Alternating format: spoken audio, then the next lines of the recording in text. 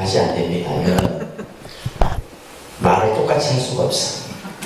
자, 여러분들 9페이지 보시게 되면, 그래서 불교가 인간 중심, 생명 중심의 종교, 인본주의의 그러한 특징을 가지고 있다라는 거. 그 다음에 이제 두 번째가 불교는 아까 깨달음을 궁극적 목적으로 삼는다 그랬어요. 그죠?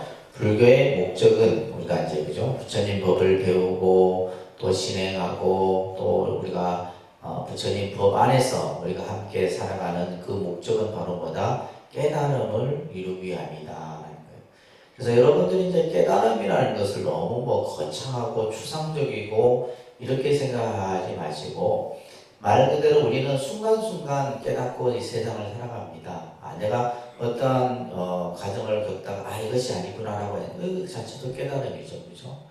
그래서 이제 그러한 깨달음을 순간순간 우리가 경험하면서 살아가는데, 이제 바로 불교라는 종교가 그러한 깨달음. 그래서 여기서의 성불이라고 하는 것은 우리가 이제 마지막 최고에 도달해야 될 하나의 과정인 거죠. 그죠? 그래서 부처님의 가르침, 부처님의 진리, 부처님의 법을 우리는 깨달아서 그 깨달음 가운데서 우리도 뭐 할 수 있다라는 거예요. 부처님과 같이 될 수 있다라는 겁니다. 그래서 이러한 이제 불교가 깨달음을 목적으로 하고 있다라는 거. 그래서 이제 부처님께서는 모든 생명은 다 깨달음의 그러한 마음을 가지고 있다라는 말씀을 하셨어요. 그 밑에 한자로 보시면 따라합니다. 일체중생, 시류불성. 이제 이 열반경에 나오는 아주 유명한 말이죠, 그죠? 모든 생명은 다 뭐다? 성불의 마음을 다 갖추고 있다라는 거예요. 근데 이제 우리가 그 깨닫지 못하는 이유는 뭘까요? 그렇죠? 우리 마음이 번뇌에 덮여져 있기 때문이에요. 그러면 그 번뇌라고 하는 것은 결국 뭐예요? 탐진치 삼독을 얘기합니다. 번뇌를 뭐라 한다고요? 따라합니다. 탐욕, 분노, 어리석음. 그것을 이제 탐진치라 그래요. 따라합니다. 탐진치. 네, 이것을 삼독심이라 그럽니다. 그죠? 삼독. 이 세 가지 마음이 우리의 마음 안에 꽉 차 있는 거예요. 그러니까 이 마음은 이제 순간순간 일어납니다. 경계에 부딪혔을 때 이 마음이 일어나는 거죠. 그죠? 그래서 욕심도 일어나고, 화도 일어나고, 어리석은 생각도 일어나고, 하는데 이제 이 모든 것들이 전부 번뇌의 근본 원인이 되는 거예요. 그래서 나중에 여러분들 공부할 겁니다. 근본 번뇌가 있고, 진할 번뇌가 있고, 또 그의 가운데 108번뇌가 있고, 그냥 우리가 84,000번뇌가 있고. 그러니까 84,000번뇌는 뭐냐면 그 우리가 살아가는 데 있어서 일어나는 그 마음의 속에서 일어나는 그 번뇌라는 말은 어지러운 상태를 번뇌라고 해요. 그죠? 마음이 평온하고 안정되어 있지 않고 마음이 그냥 이리 갔다 저리 갔다 그냥 마치 야생마처럼 날뛰는 그 마음을 번뇌라고 해요. 그래서 그러한 번뇌가 뭐예요? 84,000가지라는 것은 그렇기 때문에 우리 생각이 잠시도 쉬지를 못하는 거예요. 일상의 삶 속에서. 그래서 이런 마음들로 인해서 우리는 깨달음의 그 마음을 그 번뇌가 덮어버리기 때문에 우리가 항상 중생의 미혹 속에서 살아가는 것이다. 그래서 그러한 번뇌를 이제 없애는 것이 우리가 흔히 말하는 수행인 거죠. 그죠? 그래서 왜 수행을 하느냐? 우리 마음의 번뇌의 때를 싣기 위해서 수행하는 거예요. 자, 이러한 깨달음의 종교라고 하는 불교가 가지고 있는 중요한 어떤 근본 목적이 있고, 그죠? 그 다음에 불교는 현실주의의 종교다. 불교는 무슨 주의? 현실주의의 종교다. 제가 이제 기본 과정 때도 여러분들에게 말씀드렸듯이 우리가 살아가는 것은 결국 시간과 공간이라고 하는 이 속에서 우리는 살아갑니다. 그죠? 시간과 공간이라고 하는 이 속에서 살아가요. 특히 시간이라고 하는 것은 우리가 흔히 과거와 그죠? 현재, 그 다음에 미래라고 하는 이 시간. 이것을 우리는 이제 삼세라고 배웠어요. 여러분 아까 예고를 할 때 시방삼세 이렇게 해요. 시방삼세.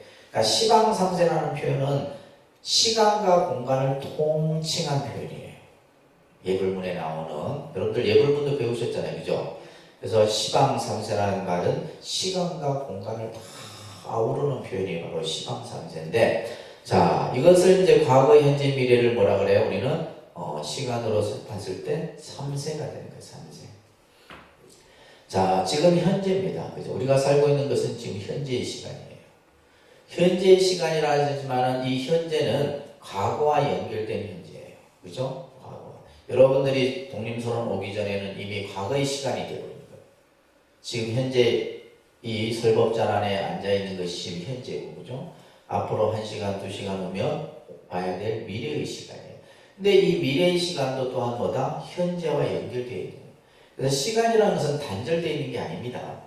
이게 중요한 개념이에요. 시간은 뭐다? 단절되어 있는 게 아니라 계속 이어지는 거예요. 과거와 현재와 미래가 계속 이어지는 겁니다. 그렇기 때문에 지금 내가 현재의 이 중에서 이 과거나 현재나 미래 중에서 어떤 사람은 과거에 집착하는 사람이 있어요. 지나간 일에 집착하는 사람이 있습니다. 이것 때문에 막 그냥 괴로움에서 벗어나지 못하는 사람이 있어. 또 어떤 사람은 뭐요? 오지 않는 미래를 걱정해. 예. 미래를 걱정해. 이것도 이런 사람도 뭐 하는 사람이에요? 어리석은 사람이에요. 한마디로 얘기하면. 지나간 과거에 집착하는 것도 어리석은 것이고 오지 않는 미래를 걱정하는 것 또한 뭐다? 어리석은 거예요. 이런 것들이 어리석은 겁니다. 중요한 것은 지금 뭐예요? 현재. 지금 내가 현재에 당면한, 지금 내가 풀어야 될 현재의 지금 고통, 이것이 중요한 것이지. 근데 이것은 결국 뭐다? 이것과도 연결되어 있고 이것과도 연결되어 있다. 연결은 되어 있습니다. 연결은 되어 있지만은 중요한 것은 바로 현재의 문제라는 거예요. 그래서 지금 부처님께서는 중생의 현재의 모습을 뭐라 보신 거예요? 괴로움으로 보셨다. 중생의 현실의 문제를 뭘로 봤다? 괴로움이라는 것을 봤다. 부처님이 무슨 뭐 세상을 부정적으로 보고 얘기 아닙니다. 우리가 사는 현재의 모습이 괴롭다라는 거예요. 괴로움이라는 거죠. 그래서 그 괴로움에는 나중에 여러분들 공부하셨지만은 이 괴로움도 셀 수 없어 사실은. 우리가 이제 흔히 생로병사로부터 시작해서 사랑하는 사람과 이별하고, 그죠? 내가 구하고자 하는 것을 구하지 못하고 얻지 못하고 이런 것도 전부 다 괴로움이에요. 그래서 이 괴로움이라고 하는 현실을 어떻게 이것을 이겨내고 극복하고 해결할 것인가? 네, 이것에 이제 불교는 초점이 있다라는 거예요. 현실의 문제에 있는 겁니다. 아셨죠? 그래서 보통 이제 우리가 이제 종교들을 보게 되면 주로 어디에, 여기에 많이 초점이 가져 있죠. 내가 예를 들면 죽고 나서 뭐 천당을 간다든지 죽고 나서 내가 영생을 얻는다든지 이런 식의 이제 개념이 강한데, 불교는 뭐 예를 들면 뭐 사후의 극락을 얘기하기도 하지만은 나중에 여러분들 공부하시면 아시겠지만 극락이라는 것도 현실 정토를 얘기하는 거예요. 내가 죽고 나서 극락 가는 게 아닙니다. 지금 내가 현재 내 삶을 극락으로 만드는 것이 우리가 이제 불교에서 말하는 극락세계의 관점인 거예요. 그래서 이러한 과거, 현재, 미래라고 하는 시간 속에서 우리가 이제 이 현재에 내가 당면하고 있는 이 문제를 어떻게, 그래서 이 문제를 우리가 해결할 때는 반드시 뭘 먼저 찾아야 되고 원인을 찾아야 되고, 그죠? 괴로움의 어떤 문제를 찾을 때는 반드시 원인. 근데 원인을 찾아야 되는데 우리는 맨날 뭐만 해요? 이 괴로운 문제를 발생이 됐을 때는 남탓만 한다 이 말이야. 남탓만 하고 있는 거예요. 지금 이제 우리 지금 우리 나라도 보면 나라 하는 그 지도자들 보면 전부 남탓만 하고 있잖아요. 똑같아요. 그러니까 뽑아 놔도 누가 뽑지 똑같다니까요. 왜냐하면 다 어리석기 때문에 그래요. 우리는 똑똑하고 잘난 것 같지만, 그러니까 부처님 눈으로 봤을 땐 다 중생인 거예요. 그러니까 자기 욕심밖에 안 보이기 때문에 서로 그냥 싸움을 하는 거지. 그래서 이 괴로움의 원인이 무엇이고, 그랬을 때 그 결과 또한 좋은, 그죠? 결과도 만들어질 수 있는 거예요. 그래서 불교는 현실주의에 입각해서 모든 가르침을 제시하고 있다. 그죠? 그래서 불교가 가지고 있는 것은 현실적인 문제입니다. 그 다음에 이제 두 번째가, 불교는 뭐다? 상대주의적 입장을 갖는다. 옆에다가 관계주의라고 써놨어요. 관계주의. 무슨 주의? 관계주의. 관계성을 얘기합니다. 그러니까 이 세상에 존재하는 것 어느 것 하나도 그냥 만들어지는 것 없고 혼자서 살아갈 수 없는 거예요. 모든 것은 뭐다? 관계되어져 있다. 그래서 우리는 예를 들면 태어나는 순간 뭐요? 부모, 자식의 관계가 만들어지고, 학교를 다니면서 친구의 관계가 만들어지고, 공부를 하면서 스승과 제자의 관계가 만들어지고, 절에 오니까 스님과 불자의 관계가 만들어지고, 그죠? 다 관계예요, 관계. 기업도 마찬가지예요. 국가도 마찬가지예요. 지금도 보면 지금 뭐 러시아하고 우크라이나가 이 전쟁이 전부 관계 속에서, 서로의 어떤 관계 속에서 자기 자국의 어떤 이익을 위해서 전부 벌어지는 일들이에요. 전부 관계성입니다. 그래서 이러한 관계의 입장에서 불교는 뭐예요? 그러한 관계적 입장을 이해한다면 가능한 뭐 어떤 관계를 말해요? 우호적 관계를 가져야 될 거고, 그죠? 좋은 관계를 가져야 됩니다. 결국 나쁜 관계를 갖게 되면 결국 그 결과는 결국 나쁜 결과로서 나타날 수밖에 없더라는 겁니다. 이것은 단순하게 어떤 우리 삶의 모습만이 아니라 생명, 예를 들면 우리가 지구와 환경의 관계도 마찬가지예요. 그죠? 또 지구와 우주의 관계도 마찬가지예요. 생명과 생명의 관계도 마찬가지입니다. 이 관계가 무너져 버리면 어떻게 돼요? 모든 것이 힘들어지는 거예요. 그 관계의 법칙 자체가 무너져 버리면.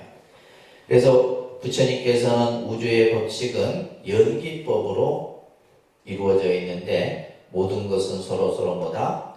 관계성을 가지고 있다. 관계성을 가지고 있다. 이것을 이제 밑에다가 뭐라 써놨냐면 연기적 상관관계라 이렇게 썼는데, 연기적 상관관계. 연기적 상관관계입니다. 모든 것은 서로 인이 되고 연이 되고 인이 되고 연이 되고, 그죠? 서로 관계되어져 있다. 그래서 여러분들이 이제 이 살면서 사실은 보면 나하고 전혀 관계가 없는 것 같지만은 알고 보면 다 나와 연결되어 있어요. 여러분들 이 자리에 계신 분들 여러분도 마찬가지입니다. 다 어떻게 보면 지금 금생에 김해에 살면서, 그죠? 독립선언에 와서 이 한 자리에서 부처님 법을 듣고 있다는 것은 전부 뭐냐면 관계성에서 나타나요. 다 인연의 고리들이 전부 연결되어 있는 거예요. 이것을 관계성이다라고 얘기를 하는 겁니다. 그렇기 때문에 이제 이러한 불교가 가지고 있는 논리적이고 체계적이고 이러한 개념들이 바탕으로 해서 이제 불교를 뭐라 그래요? 굉장히 과학적인 종교다라고 이제 얘기를 하는 거예요. 과학적인 종교. 그래서 아인슈타인이 얘기를 했죠. 현대의 과학적 요구에 상응하는 종교를 고발한다면 그것은 불교라고 말하고 싶다. 이렇게 얘기를 한 겁니다. 그래서 우리가 이제 불교를 제대로 우리가 이제 공부하고 이해하면 이 세상의 모든 문제가 다 부처님 법 안에서 풀어질 수가 있는 거예요. 그 다음에 불교를 관용과 평화의 종교다라고 얘기합니다. 좀 전에 말씀드린 것처럼 지금 이제 막 러시아하고 그냥 우크라이나 전쟁 속에서 엄청난 많은 사람들이 죽고, 그죠? 또 죽어가는 그런 모습들이 뉴스에 나오는데, 근데 이런 것들이 이제 그 나라만의 문제가 아니라 전부 연결되어 있단 말이에요. 가장 인접해 있는 폴란드부터 시작해서 유럽 쪽 나라들하고도 연결되어 있고, 또 그것이 이제 또 예를 들면 뭐하고도 연결돼, 자원하고도 연결되어 있잖아요. 그 사람들이 싸우니까 왜 우리나라 기름값이 올라가냐고. 전부 다 연결되어 있는 거예요. 그리고 예를 들면 자동차 사업도 힘들어지고, 그러니까 심지어는 우리 이제 신도분이 무슨 공장을 하는데 이 공장도 어렵다는 거예요. 왜? 러시아하고 이쪽 전쟁으로 인해 갖고 파생이 지금의 기업까지도 영향이 온다라는 거예요. 그러니까 이런 이제 전쟁들이나 이런 것들이 그만큼 이제 그 미치는 영향이 크죠, 그죠? 그래서 이제 지금도 보면 이제 세계 각지에서 일어나는 뭐 예전에 IS라든지 아프가니스탄이라든지 지금의 이제 이런 유럽 쪽에서 일어나는 전쟁들뿐만 아니라 모든 것들이 결국은 이제 다 어떤 정치적인 요소도 있을 수 있고 종교적인 요소도 있을 수 있고, 그죠? 또 서로 간의 어떤 국가 간의 관계 속에서 일어나는 이런 여러 가지 일들을 우리가 볼 수가 있는데, 불교는 이제 불교가 인도에서 출현한 이래로 한 번도 불교라는 이론을 가지고 전쟁을 일으킨 적이 없어요. 예를 들면 이제 기독교 같은 경우는 십자군 전쟁이라든지 실제 이제 똑같은 기독교인인데도 이슬람교하고 유대교 같은 신이에요. 같은 신인데 그 민족이 각기 다르다 보니까 서로 이제 갈등하고 서로 죽고 죽이는 이런 모습들이 일어나는 거예요. 그래서 칼 야스퍼스가 이런 얘기를 했잖아요. 세계적인 종교 가운데 종교를 명분으로 전쟁을 일으키지 않는 종교는 불교뿐이다. 이런 얘기를 한 거예요.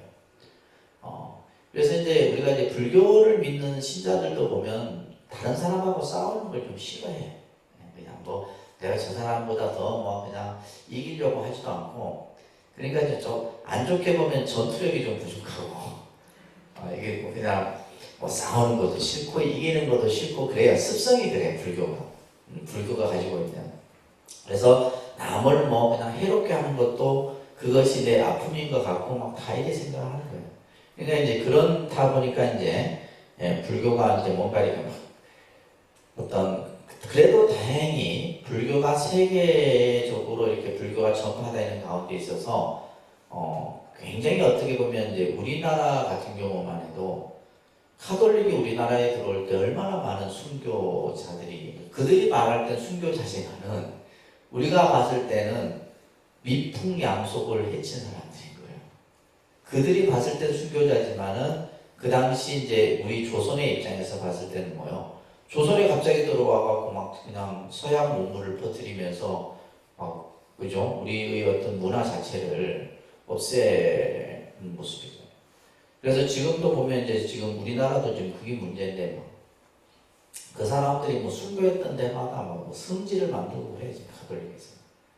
그래서 얼마 전에 이제 저게 천지남 같은 경우도, 천지남도 원래 절이었어요.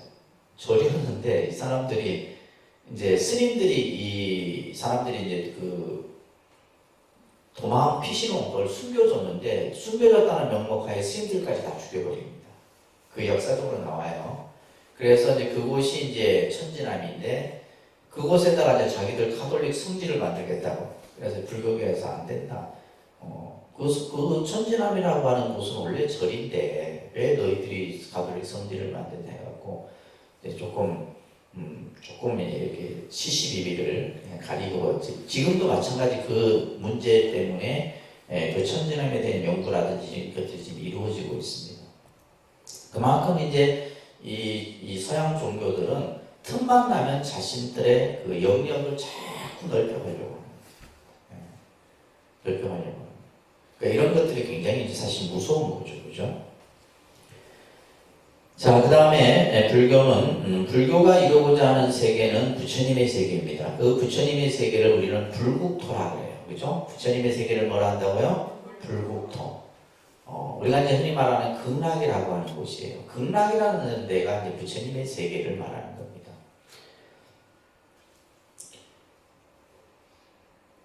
부처님께서는 이러한 부처님의 세계를 통해서 모든 사람이 행복하고 평화로울 수 있는 그러한 세계를 만들고자 했던 거죠. 그래서 우리가 이제 당시 불교가 왕성했었던 신라시대 때 경주에 신라인들이 만들었던 세계가 바로 불국세계예요. 불국세계. 그래서 경주라는 자체가 부처님 세계예요. 그 세계를 만들었던 거죠. 그죠? 그래서 이러한 불국토 건설을 우리가 목적으로 하는데, 자, 여러분들 교재 보시게 되면 선우도량이라는 말이 있어요. 선우도량. 선우. 선우라는 말은 이제 착한 것을 의미하는데, 그죠? 그래서 이제 우리가 도반이라는 개념을 다른 말로는 선우라 그래요. 선우. 선우라 그러는데, 그래서 너희가 할 정도를 행하기에 앞서 먼저 해야 할 일이 있다. 너희가 이제 수행을 하기 전에 먼저 갖춰야 될 것이 있는데, 그것이 뭐냐? 선우도량을 가져야 된다. 착한 도반과 함께 해야 된다는 거예요. 그래서 우리가 이제 간혹 이렇게 착각하는 사람들, 혼자 자기 수행하면 혼자 수행 잘하는 줄 알죠? 처음에는 혼자 하면 하나도 안 드러납니다. 그 사람이 잘하는지 못하는지 자기 혼자 착각에 빠져 있는 거죠. 내가 열심히 잘하고 있구나. 근데 그 사람을 어디에다 딱 대중 속에 딱 앉혀놓으면 뭐요? 본분사가 그대로 드러나요. 우리가 이제 여러분들도 마찬가지예요. 나 저 사람 참 좋게 봤는데 좀 알다 보니까 뭐요? 이런 장점도 있고 저런 장점도 있고 보이기 시작하는 거죠. 근데 그게 그 사람에게만 있나요? 나한테도 있는 거예요, 사실. 무슨 말인지 이해되세요? 그래서 그러한 것들을 서로 이제 보완해 가고 줄여나가고 이렇게 함으로써 뭐를 이룰 수 있는 거예요? 화합을 이룰 수 있는 거예요. 그래서 부처님께서 팔정도를 수행하기에 앞서 너희들이 수행을 하기에 앞서 먼저 뭘부터 갖춰야 된다? 선우도량을 먼저 만들어야 된다. 그래서 이 좋은 것을 가짐으로써 우리는 부처님의 세계를 이룰 수 있는 거예요. 그래서 사람들은 나를 선으로 삼음으로써, 그죠? 나를 선으로 삼는다는 것은 부처님이 나의 도반인 거예요. 너희들이 나를 나의 도반으로 삼음으로써 너희들은 뭐로부터? 노병사로부터 자유로울 수 있다. 다시 말해서 괴로움으로부터 벗어날 수 있다. 그래서 좋은 도반을 만난다는 것은, 그죠? 여러분들이 좋은 남편을 만나는 것보다 더 어려운 거예요. 무슨 말인지 이해되세요? 그래서 왜 그러냐면 좋은 도반은 나를 깨달음의 길로 인도하기 때문이에요. 깨달음의 길로 인도하는 대상이 바로 도반이다 이 말이에요. 그래서 내게 좋은 도반이 있다는 것은 굉장히 큰. 어저께도 이제 제가 창원에 있을 때 이제 다 제가 가르쳤던 분들이고 이제 그분들이 모여갖고 이제 10몇 년 동안 지금 도반으로서 이렇게 서로 이제 의지하고. 그러니까 지금은 어떻게 보면 본인들 부부보다도 자기들끼리 모이는 게 더 좋대. 나이가 들면 그래요, 그죠? 나이 들면 연세가 이제 서서히 들어가시는데, 그러니까 그 당시 그렇게 좋은 도반이 모였던 것이 10년이 지나도 지금도 똑같이 그렇게 도반으로서의 모임을 하는 거예요. 그래서 함께 이제 저랑 같이 이제 미얀마 성지순례도 여러 번 가고 인도도 가고 그랬었는데 좀 유별나긴 한데 하여튼 이제 좋은 도반들이. 그래서 서로 이제 예를 들면 근데 그 10년, 10여 년 이렇게 하면서 좋은 일만 있었겠어요. 그죠? 서로 뭐 안 좋은 일도 있고 여러 가지 일이 있었지만은 그런 것들을 다 이렇게 서로 그것이 바로 뭐다? 화합이에요. 화합. 물과 우유가 하나가 되는 것처럼 그렇게 화합해라라는 말씀을 부처님께서 하셨죠. 그죠? 자, 그래서 불국토 건설을 이루기 위해서는 좋은 도반들과 더불어졌을 때 부처님의 세계를 우리는 만들 수 있다. 그 다음에 이제 불교라는 종교를 이제 대표적으로 또 표현하는 말이 바로 불교는 진리의 종교다. 무슨 종교? 진리의 종교예요. 자, 따라합니다. 불교는 합리적이고 윤리적이며 정의적인 법만을 설한다. 그죠? 불교라는 종교가 가지고 있는 가장 중요한 개념이에요. 굉장히 뭐다? 합리적이다. 합리적이라는 것은 누구나가 이성적으로 판단했을 때 맞다라고 생각하는 부분이에요. 그죠? 그 다음에 윤리적인 거죠. 그러니까 이제 종교가 가지고 있는 특성의 모든 여러 가지 중에 이제 윤리적인 요소가 많죠. 기독교도 마찬가지고 카톨릭도 마찬가지고 그죠? 그래서 뭐 기독교인들의 십계명이라든지 우리 불자들의 오계라든지 이런 것들이 결국 윤리적인 삶의 윤리적인 요소들이에요. 그 다음에 정의적인 법만. 정의적인 법만이라는 것은 정의적이라는 것은 이치에 합당한 그죠? 보편적 가치에 부합된 그런 가르침만을 불교는 설하고 있다. 그래서 알 수 없고 볼 수 없는 것은 설하지 않는다. 이건 추상적인 거예요. 옆에다 추상적인 개념이라고 설명 써보세요. 알 수 없고 볼 수 없는 것. 근데 사람들은 알 수 없고 볼 수 없는 것에 혹하는 경우들이 있어요. 그죠? 이거는 이제 이런 사람들을 우리가 뭐라 한다? 어리석은 사람이다. 알 수 없고 볼 수 없는 것에 혹해갖고 그냥 그게 빠져갖고 이제 잘못된 길로 가는 경우들을 우리가 보게 되는데, 자, 형이상학이라고 하는 이러한 가르침들은 부처님께서는 설하지 않습니다. 왜? 깨달음에 도움이 되지 않기 때문이에요. 다시 말해서 내 현실의 문제를 해결하는데 도움이 되지 않기 때문에 이러한 가르침은 설하지 않는다. 여러분들 기본 과정 때 여러 이제 비유들을 제가 몇 가지 그때 설명을 해드렸어요. 기억나시죠? 뭐 예를 들면 거문고줄의 비유라든지 독화살의 비유라든지 이런 비유는 어려운 것에 대해서 이해를 좀 더 쉽게 하기 위해서 이러한 비유 설법들이 설해지는 거예요. 그래서 이게 이제 유명한 비유가 바로 독화살의 비유입니다. 무슨 비유? 독화살의 비유. 이게 비유를 잘 이해를 하셔야 돼요. 스토리를 잘 이해를 하셔야 됩니다. 그래서 예를 들면 길을 가다가 어떤 사람이 나를 알지 못하는 사람이 나에게 화살을 쐈는데 그 화살을 맞고 사람이 쓰러져요. 근데 이제 그 화살이 이제 독으로 이렇게 만들어지는 화살이라서 점점 몸에 이제 독이 퍼져나가죠. 그래서 이 사람 주위의 사람들이 이제 모여서 화살 촉을 빼서 독을 이제 멈추려고 하는데 이 사람이 이제 이렇게 얘기를 하죠. 화살을 뽑지 말아라. 그러면서 이 화살을 누가 쐈고 이 화살의 성분이 뭘로 만들어졌고 이것을 알기 전에는 뽑지 말아라. 근데 안 뽑으면 어떻게 되겠어요? 그 사람은 죽어버린다. 지금 당면한 문제는 바로 뭐예요? 화살독을 빼서 독을 더 퍼지지 않도록 하기 위한, 그죠? 응급 처방을 해야 되는 것이 더 중요한 거죠. 그죠? 이것이 이제 이 독화살의 비유인데, 자, 여러분들 지금 교재에 나와 있듯이 말론 캄프타라고 하는 이 청년은 수학을 전공하는 청년이었는데 늘 어떤 자기가 궁금하고 있었던 문제가 있었어요. 그러니까 이 문제를 가지고 부처님께 와서 이제 질문을 하는데 이 질문에 대해서 부처님은 결론적으로 얘기하면 답을 하지 않으셨어요. 그래서 이제 누군가가 물어도 그 물음에 대해서 답을 하지 않는 설법을 무기설법이라 합니다. 따릅니다. 무기설법.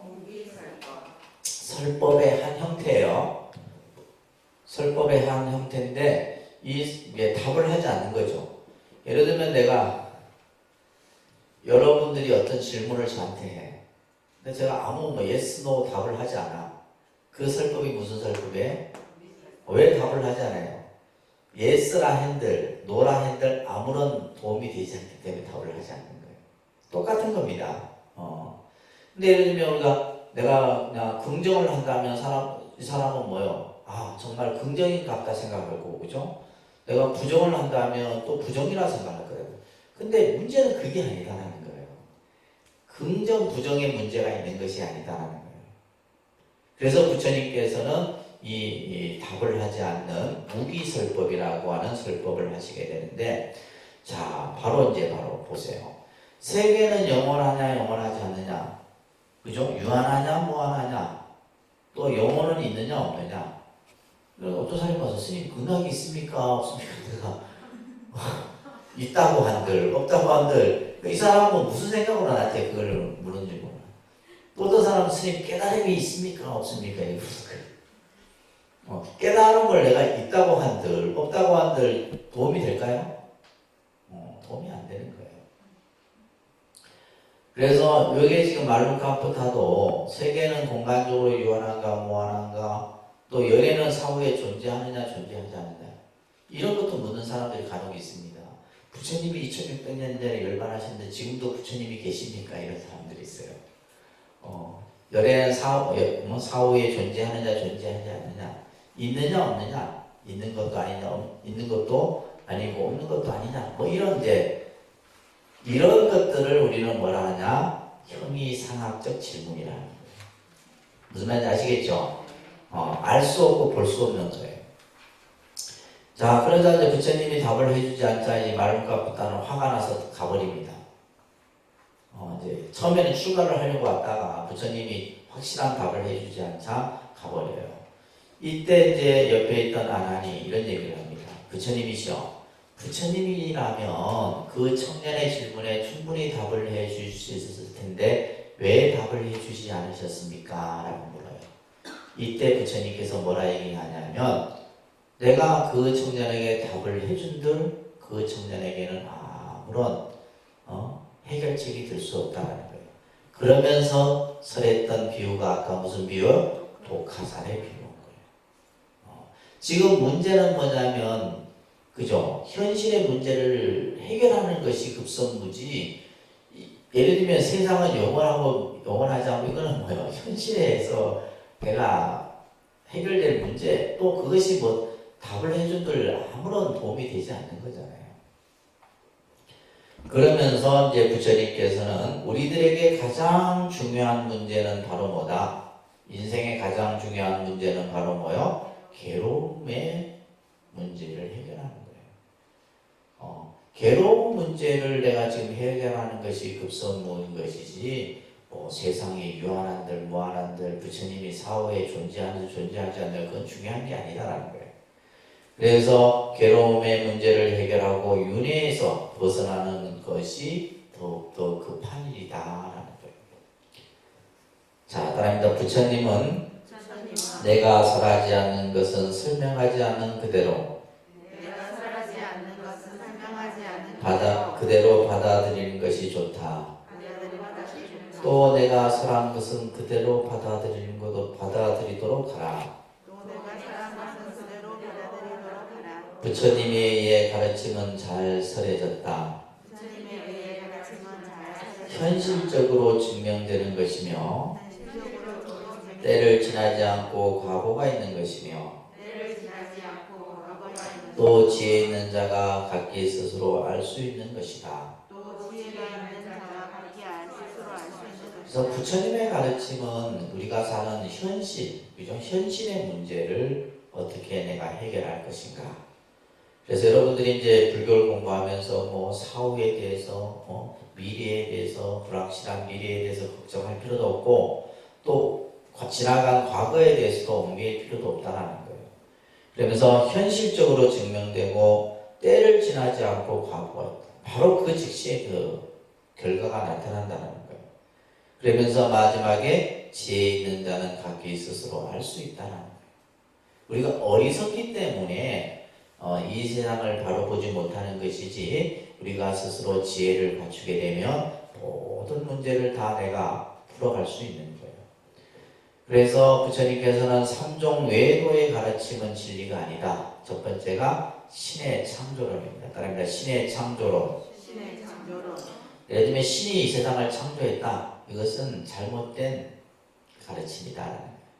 그 다음에 운명론, 숙명론. 그러니까 운명론이나 숙명론도 마찬가지예요. 그죠? 모든 것이 내 운명이 결정되어져 있다. 그래서 결정론적 운명론이라고 해요. 그래서 여러분들이 이제 뭐 신년 초가 되면 사주를 보고 운세를 보고 하는데 그것은 통계학입니다. 통계학.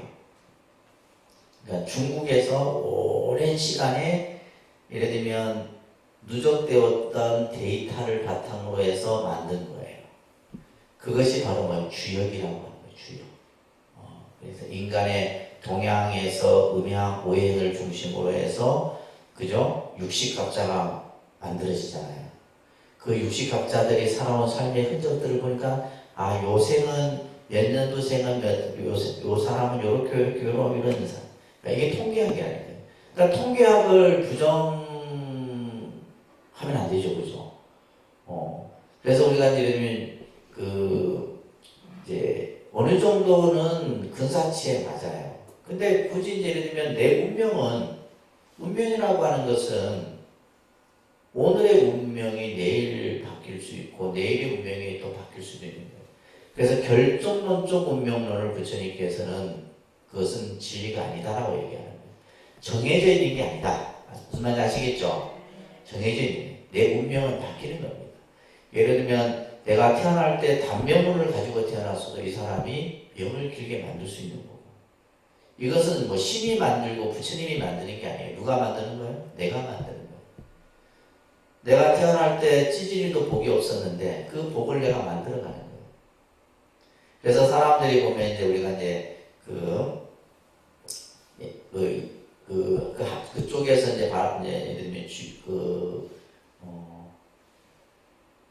주역이나 이런 데서 볼 때 사람들이 10년마다 운이 바뀐다 그러거든요. 대운이라 해서 운이 이제 바뀌어져 가는데, 그래서 이제 예를 들면 이러한 운명이라고 하는 것도 결국 내가 만들어가는다는 거예요. 결정되어져 있는 것은 아니에요. 숙명이라는 말도 마찬가지예요. 숙명도 결정되어졌다는 의미의 개념인데, 이런 것들은 이제 진리가 아니다. 우연도 마찬가지예요. 우연은 없습니다. 우연이 아니라 뭐다? 인연이다. 불교는 뭐라고요? 우연이 아니라 뭐라고요? 인연이다. 모든 것은 인연에 의해서 나타나는 것이다. 그렇기 때문에 이제 부처님은 외도설에 대한 비판을 하죠. 만일 모든 것이 신의 뜻에 따라서 일어난다고 하면 우리들이 좀 나쁜 짓을 하는 것도 신의 뜻이다. 이렇게 해야 될 것이다. 또 이것은 해야 된다 해서는 안 된다는 의혹도 일어나지 않을 것이며, 또 노력이라는 것도 있을 수가 없다. 이것은 이제 한 예로 이제 신의 창조론을 가지고 얘기한 거지만은, 만일 모든 것이 운명으로 결정된다면 내가 해야 될 일이 뭐 있겠어요? 그냥 운명 그대로 그냥 살아가면 돼. 그게 아니다 이 말이에요. 그죠? 그래서 이러한 가르침들은 불교에서 아주 외도의 가르침이다 라고 이렇게 얘기를 하는 겁니다. 자, 오늘 뭐 첫날인데 너무 많이 이제 다음 주 조금 강의를 많이 못할 것 같아서 조금 나갔습니다. 좀 다음 주 이어서 하도록 할게요. 오늘은 여기까지 하겠습니다.